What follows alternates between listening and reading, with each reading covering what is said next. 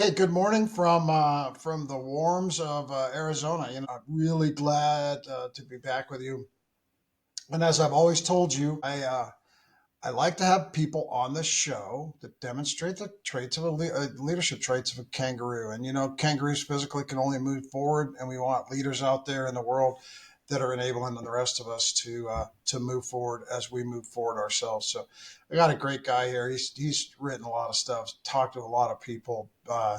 Been out there, written a book that actually, if you get through it, just kind of takes you through scenarios so that you can navigate some of your leadership challenges. Because, as I like to say, nothing is novel in life or leadership, and so stuff has happened before, and people that have walked the walk, if they want to write it down and give you a little peek on the inside and give you a little path to success, great on all of us for doing that. And then the second thing is that Paul comes with a lot of interaction with people of all ages, so he's taught, and when you teach, sometimes you get a different perspective, especially generationally. So I may talk a little bit about that today, Paul. A lot of leaders don't want to talk about generational leadership, but as a military guy, if you didn't figure that out, about every 5 to 6 years, you were getting the beginnings of the next generation, different mindset, different motivations. Anyway, without further ado, Paul B. Thornton. So if you want to Google him or look him up, look up Paul B. Thornton. It'll take you to all of his stuff. So thanks for being here, Paul. Thank you for having me on. I think leadership is a fascinating subject. I think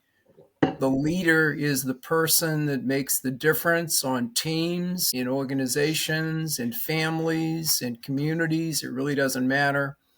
But I have been a student and teacher of leadership really throughout my whole career.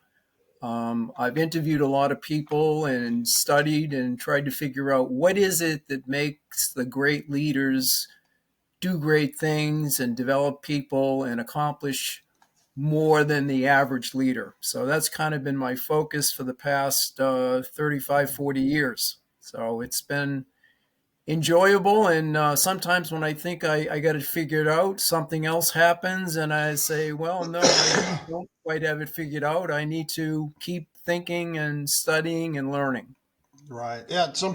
My friend John Rennie, who is he's just finishing his PhD in leadership. If he hasn't finished, he always he's so fascinated with it because it's not finite, right? It's not like it's not like solving the science problem and then you Right. go, well, if I do this, it makes penicillin. Penicillin kills the bacteria, and it's a winner because leadership is a lab. And I guess the dynamic in the lab of leadership is the fact that the petri dish keeps changing, right?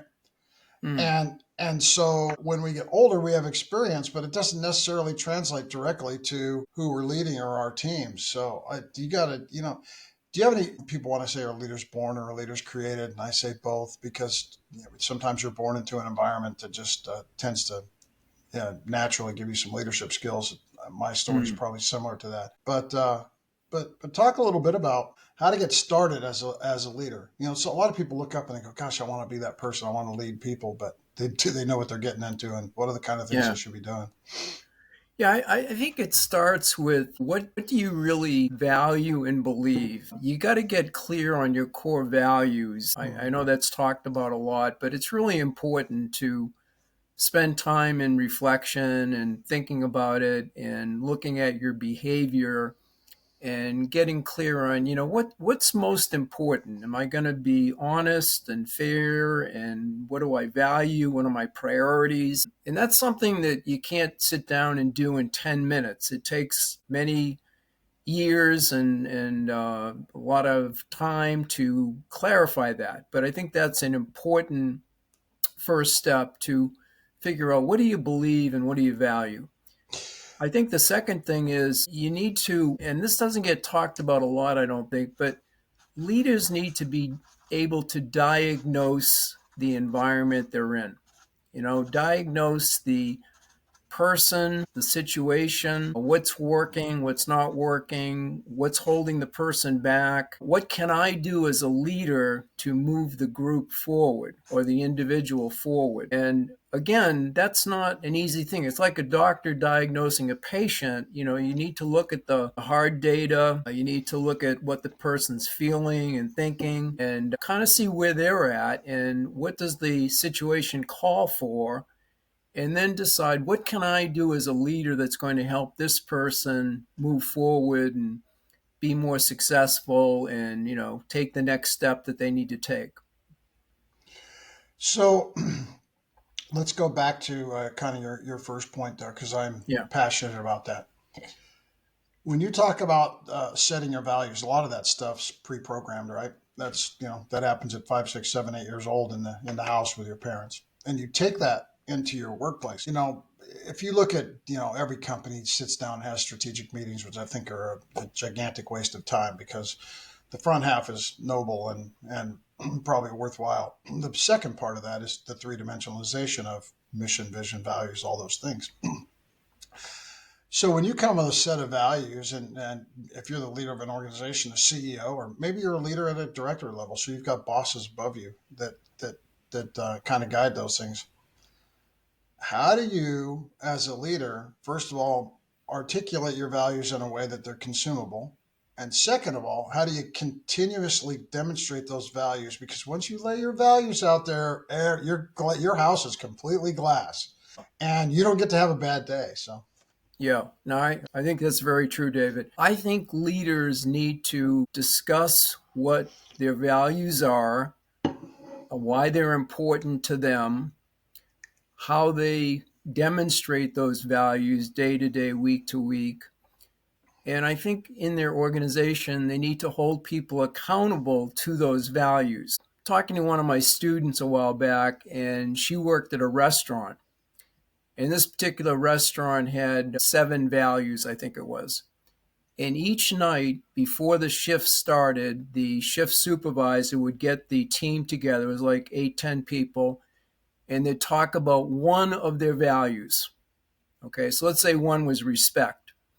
So he'd get the group together, they'd have a 5-minute stand up meeting, and they would talk about that value. What does respect mean? How are you going to respect your customers tonight? How are you going to respect your team members? What behaviors will you try to put in place? That type of thing. So this particular manager kept these values very alive and meaningful for his team.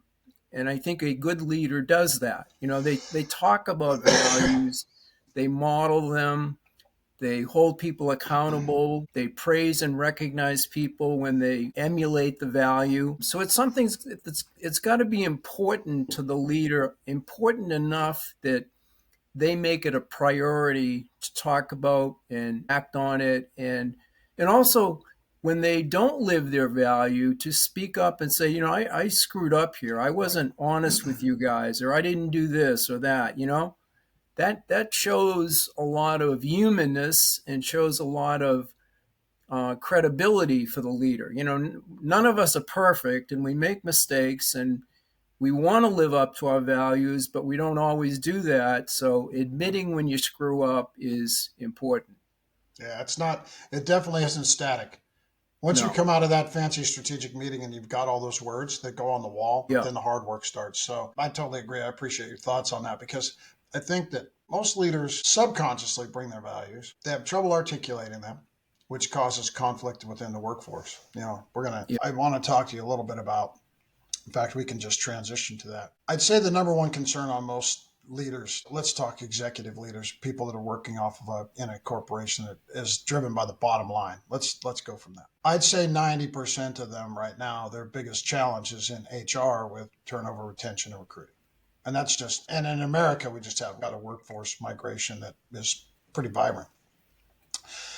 But I will say that this values thing gives people a lot of reasons to leave, and it's hard work. So talk to me, because you talked about environment. I'm a big guy on environment. I think the two things shape us in life: our genetics and our environment. One we can control, and the other one is what we're born with. And if you set the right environment, people will stay even for less money. So if you could kind of amalgamate that, it'd be great. Yeah, I think the values you have as a senior leader create the culture of the organization. When you look at culture, to me, it's really the underlying values that make up and support that culture. So, things like respect and continuous improvement and supporting your teammates and ongoing learning, and, these types of things are really important. And if they're really embraced by the senior leaders and discussed and practiced, like I said before, the culture begins to be shaped that way. And, people start to feel it and realize that, it's important and it's part of who we are and it's valued. Now, the opposite of that is when senior leaders don't hold people accountable when they violate a value or they themselves don't model the value, the culture becomes very weak and it's like, ah, yeah, that's a lot of talk and, they got these values up on the office wall, but they're meaningless. So you got to really take it seriously and believe in it. And if you don't, then people are going to know very quickly where do you really stand on your values. Right. So, and I don't want to get stuck on values, but Paul, I think that here's kind of my take on life. A friend of mine read one of my books, and then I said, "Well, what do you think?" And he goes, "The one thing that I took out of your books is that you can't do anything well in leadership unless you're present." Can you talk a little bit about leadership presence and what that means? I mean, I have being a 30-year military guy. I presence to me is it's walking the front lines. It's being right Yeah. there when the people are touching the work, and it's also being around. If everybody is working 14-hour shifts, you probably are working a 16-hour shift or more. Can you talk a little bit about that? Because I'm pretty passionate about that, and I think that if you get this one wrong, you might get it all wrong. Yeah. I think for me, being present means that when you're interacting with someone, you're fully in the moment. You're not thinking about what you're going to do later today or what you did yesterday. You're in the present moment. You're fully connected, observant, engaged with the person.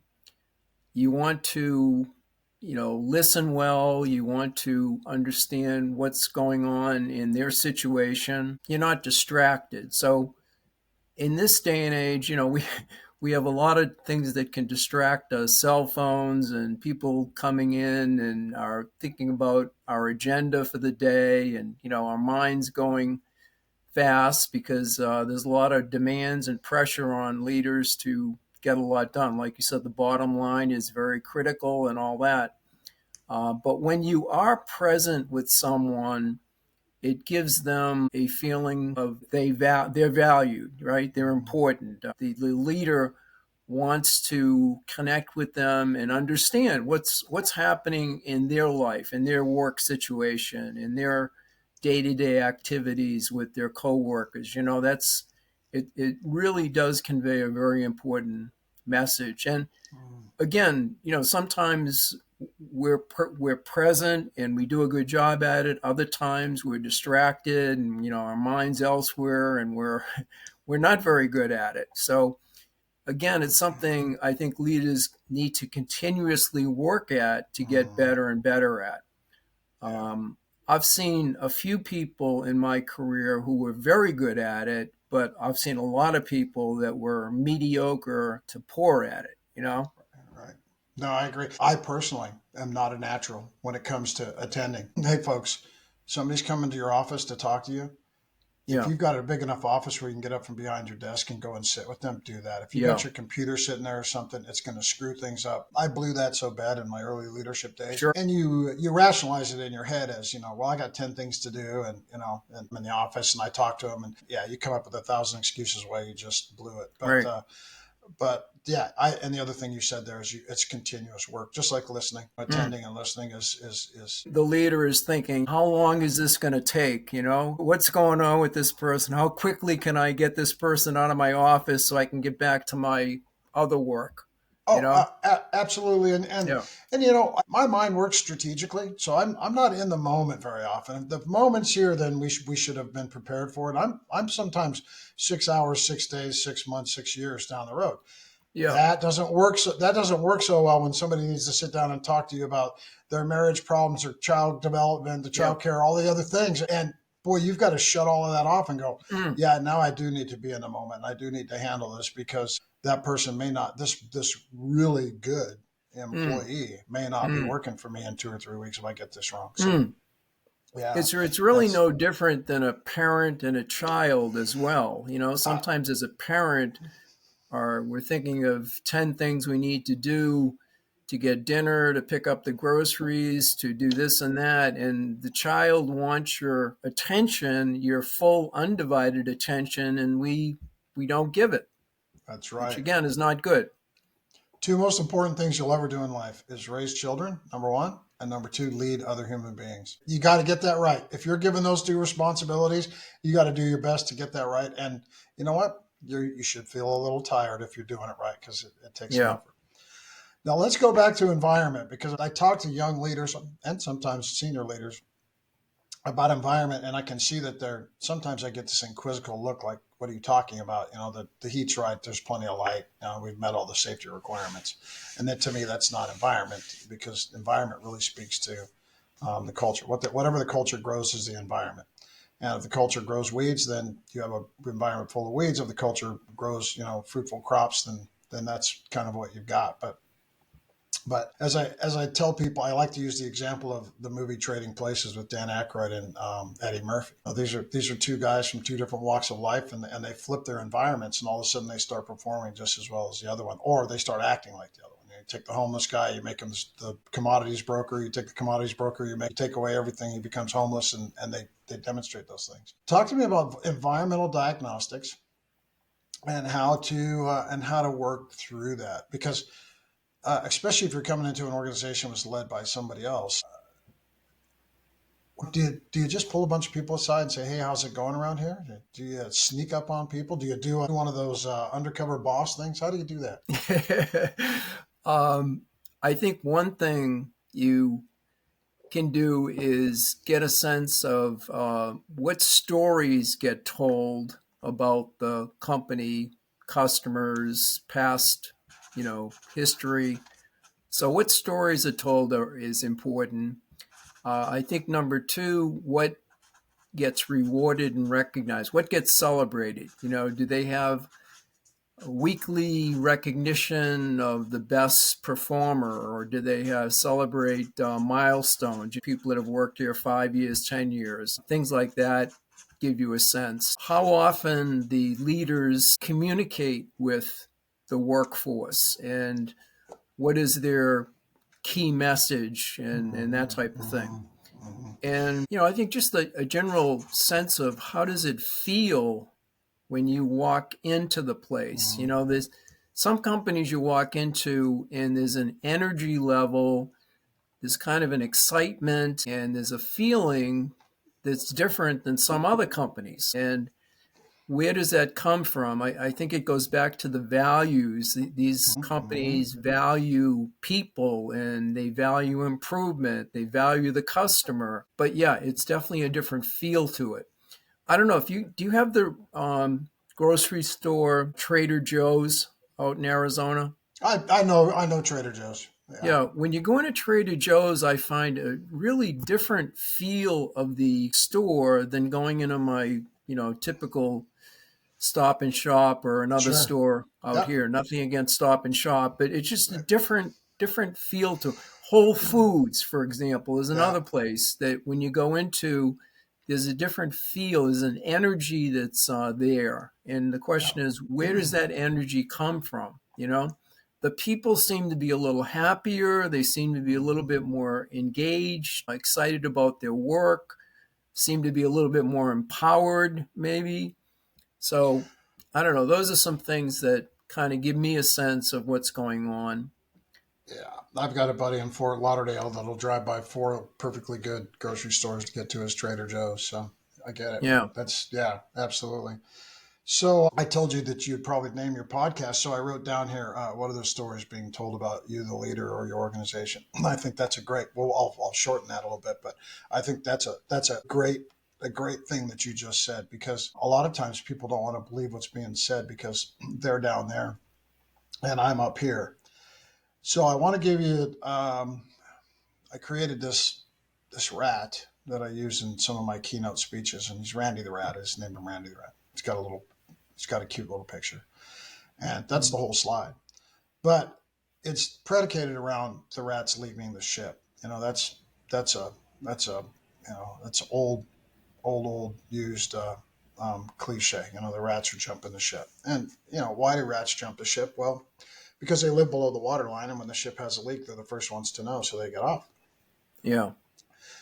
So, talk to me about working below the waterline in an organization and how that benefits you. And then what's the balance between being a micromanager, working below the waterline, and actually having a relationship with the rats so that when the first leak starts, they feel empowered to let the leader know what's going on so that there can be some sort of intervention short of just abandoned ship. So what I try to tell people is if you have a relationship with the rats, they don't jump overboard. They run up to your conning Yeah. tower where you're spinning the wheel and they tell you what's happening. Yeah.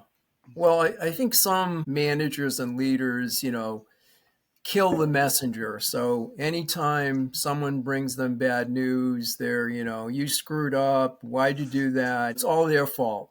So, Mm-hmm. of course, very quickly, people learn to keep their mouth shut. There's a sense of fear in the Mm-hmm. organization, and people don't speak up when they see a problem or anticipate a problem. And I think good leaders create an environment where there isn't fear. There's openness, there's willingness to say, we're all in this together, we're a team. When you see or anticipate a problem, please let me know. We need to, take action early before the problem becomes a crisis. Before the boat's sinking, we want to fix the hole. So that's important. The values and the climate or culture that the boss creates at the local level is important as well. And realizing that the people on the front lines are close to the action, they see things sooner than you, the leader, may see things, Mm-hmm. and they're more, I don't know, they're seeing it sooner, so you want them to escalate it or make it known early and often so we can take action to fix it. Yeah, yeah. I think that is paramount. Bad news doesn't get better with time, and you need people that are looking for cracks, not leaks, and they're raising their hand and they're being rewarded for it. Yeah. Uh, but we're talking about it, so therefore it probably doesn't happen as naturally or as commonly as it needs to have a healthy organization. Right. So In an environment of fear, you're going to hide your mistakes. You're not going to speak up about them. When you see problems, you're probably not going to say a word because you get blamed. It's your fault. You screwed up. You didn't do it right. So naturally, people aren't going to be quick to say, we got a problem over here, or this, I screwed up here, and this didn't go well, and blah, blah, blah. right. No, and that's the human reaction is to deflect or to gaslight. I guess that's the new term around. But it's, to just to push the problem the other way. So talk to me a little bit about communication. So I always tell people that there's two forms. I always challenge people. I say, okay, there's only two forms of communication. What are they? And people go verbal and nonverbal. And I said, well, that's the book thing.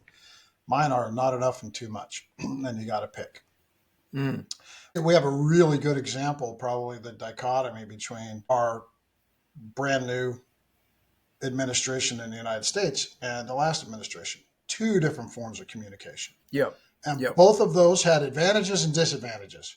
Yep. So, can you talk a little bit about that? Because really, I tell people one thing that comes out of your mouth that is not correct or drives a narrative that's negative, you got to do five more things to correct it, and it's painful. So, Yeah. Well, one thing I think leaders need to get right is when they're communicating their big ideas. And you can't have too many big ideas. I think it's important to be clear on your, 1 to 3, 4, maybe big ideas that you want to convey.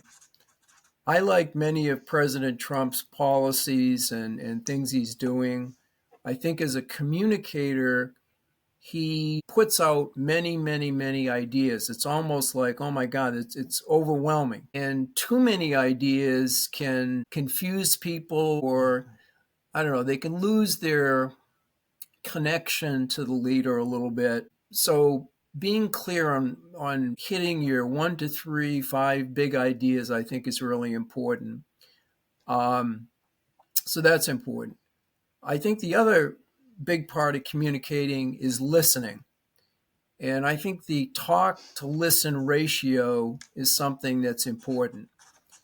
A lot of leaders think that they're leading only when they're talking. And I think the effective leaders, you know, do a lot of listening, and they ask good questions. And again, they want to learn and know what people are thinking and feeling, because they can use that in motivating and influencing and inspiring them.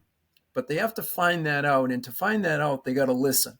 So asking questions and listening is important. Again, Donald Trump, I like many of his policies and what he's doing. I don't know how much listening he does. I think he's doing more with Elon Musk, but when he's meeting with groups of cabinet and this group and that group, I don't know. More listening is maybe something that might, you know, be a more effective technique here and there.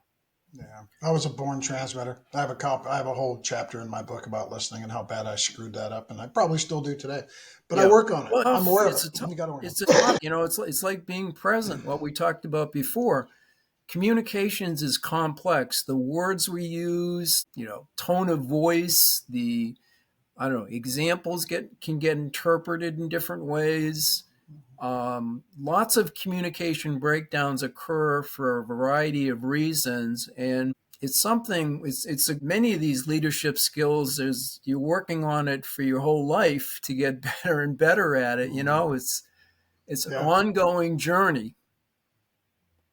So there you go, folks. Paul just gave you permission to keep working on something and not get Yeah, frustrated because you haven't crossed some finish line, because there is no really finish line. no And if finish you line. and if you ever see it, it'll just move. So just Yeah. stick with it. Let me throw a little bit of a piece of dung in the middle of our conversation here. I want to hear your thoughts because you're a teacher. And I was listening to a podcast. In fact, it was John Rennie's podcast. And this guy started to talk about communications and where he thought there might be some gaps in leadership now, especially with generation and environment. We have spent thousands of years evolving with speech as our primary form of communication, what you and I are doing now. Yet, we've only been working on writing for a couple hundred years, maybe 300 years.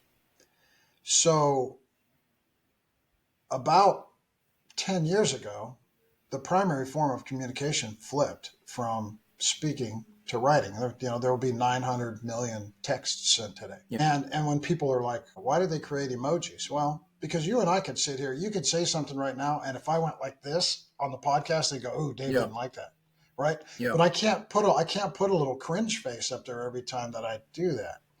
Can you talk about maybe some of the pitfalls that leaders have with written communication? And I'm not talking about emails.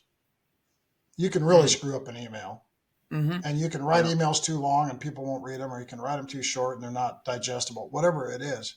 I'm Mm-hmm. talking about the written communication. You said, what are the stories being told about you and your organization? Those are Mm. done on texts now. Mm. So what does Mm. that look like, and what are the pitfalls, and maybe some pointers for those Mm. out there that are dealing in this? Yeah. Writing is a interesting topic for me. I think writing and thinking are interrelated. I think the more you write, the more it helps your thinking, and the clearer your thinking, the better writing you do. Hmm.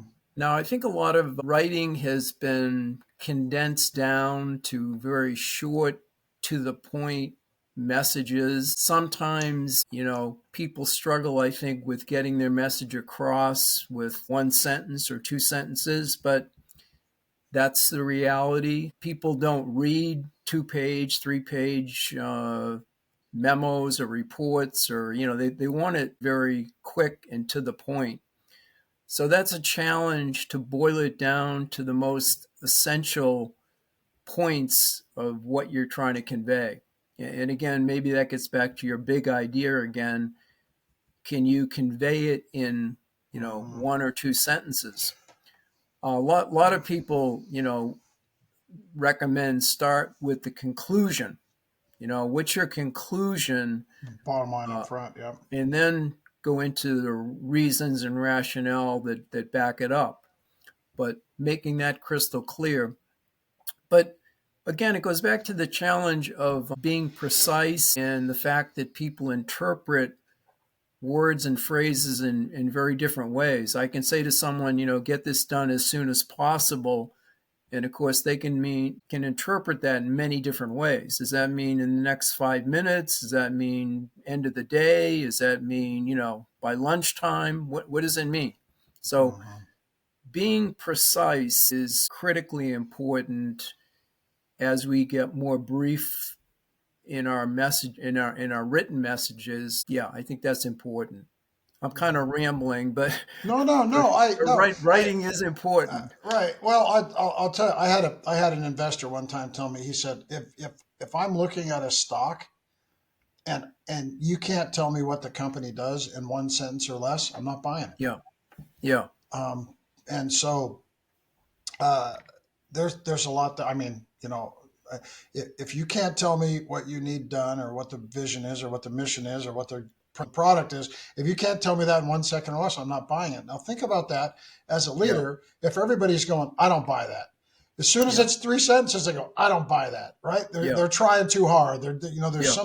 something sinister about it. And quite frankly, the human being is a negative person. They default to fear and pain, and so Hmm. you have to assuage the fear and assuage the pain for Hmm. people to listen, right? Because Hmm. first of all, we're survive. We operate off of survival, so we're taking everything in and we're saying, "Is there a threat here?" Hmm. You have to remove that threat. So interesting, interesting. So Paul, we got about I don't know 5 to 7 minutes here.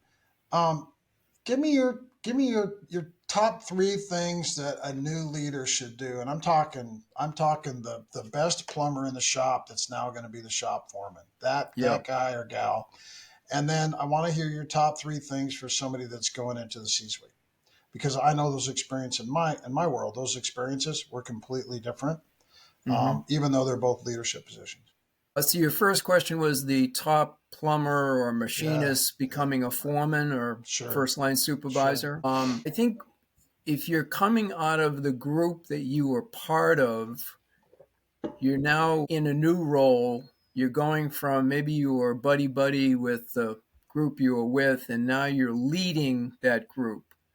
So you need to clarify the role difference in what you're expected to get done and that type of thing. I believe you have to have a little bit of distance between yourself as the leader and the work group. right. Um, you may know the work group, you may know them well, so you really don't need to get to know them. But you need to clarify, as I said, what the new relationship is and what your role is and what their role is. And a lot of people struggle with that. They want to be buddy buddy, but they want to Hmm. also be supervisor. Well, as a supervisor, you have to give people feedback, you have to evaluate their work, you have to do some coaching.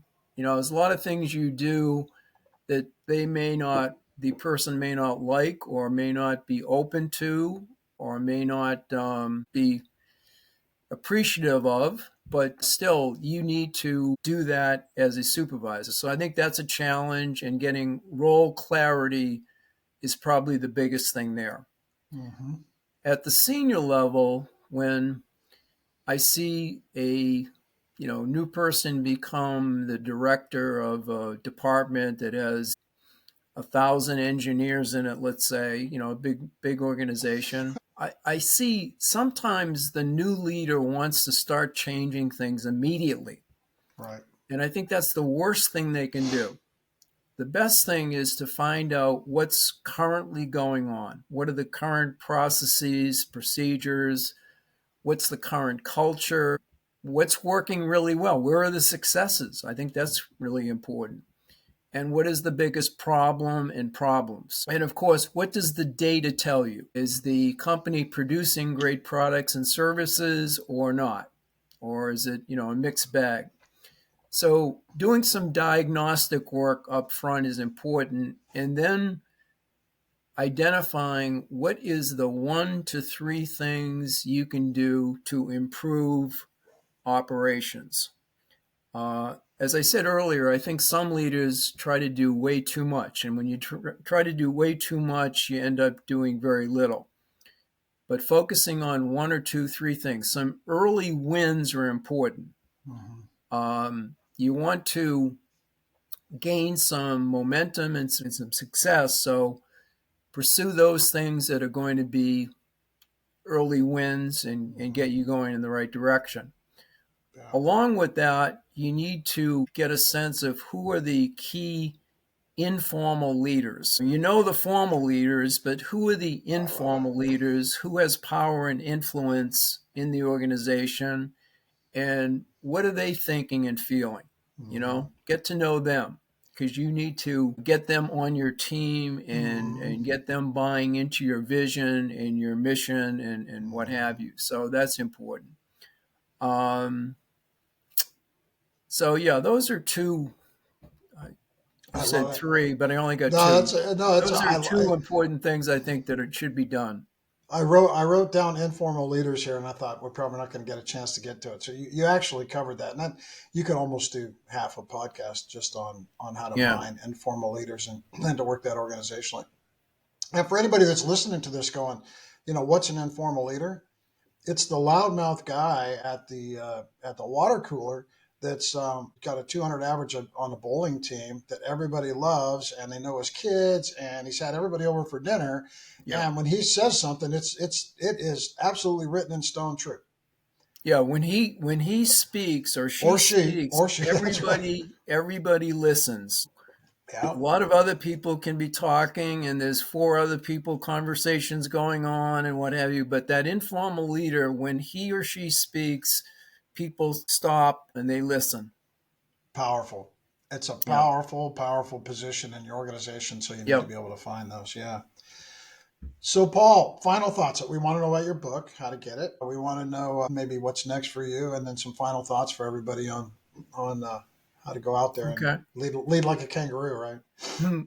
All of my books, I'll highlight two of my books I think that are worth checking out. I wrote a book on leadership styles, and I think it's simple and clear and it's useful. It'll help you be a better leader. And my other book, my latest one, is called Add Value, Improve the Status Quo.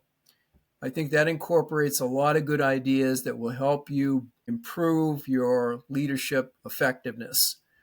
All of my books are sold on Amazon. They're very inexpensive. They cost like $4.99, Mm-hmm. $5. Right. It's a quick read. I'm also a big believer.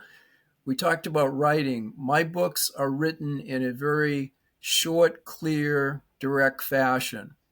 I try to weave in a few stories and anecdotes and things like that, but they are not lengthy and they will not take you a long time to get through. You can read them in 30 minutes, and I'm guarantee you'll walk away with a couple new ideas that will help you clarify your thinking and decide or figure out what you can do to be more effective. I love it. So, Where can we get those besides on Amazon? You got any uh, place else? really, just on Amazon. Okay, I mean, other places have them you online, bet. but Barnes and Noble and places like that. But I don't sell them from a website. But Amazon's your best bet. Good. I post a leadership thought or idea on there probably every few days, or I try to anyway. And so if you want to see what I'm thinking about, you can check out my LinkedIn profile and get Sure. my comments there. Okay, we'll put that on here for you. But I encourage people not to wait for me. Just jump on there and grab Paul's stuff because philosophically on writing we're exactly the same. keep it short, keep it sweet, send some nuggets out there, and Mm-hmm. situationally. Yeah, I'm sure, Paul, they use your books like they use my first book, where they'll just carry it around because there's something in there that's going to happen to them, and they go back and reread Mm-hmm. it. So that stuff's invaluable, folks.